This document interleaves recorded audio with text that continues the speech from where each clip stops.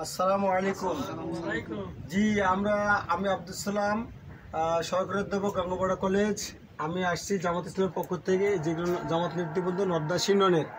আমরা আপনার কাছে আসছি, সামনে জাতীয় সংসদ নির্বাচন ফেব্রুয়ারি মাসে।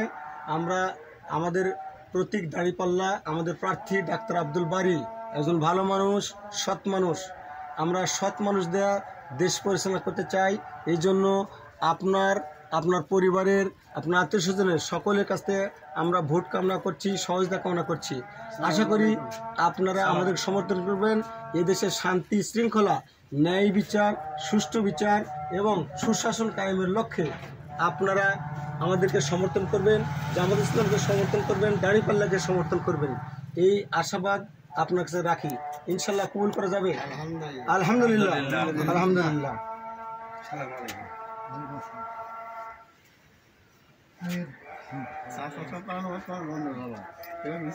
হ্যাঁ, এবার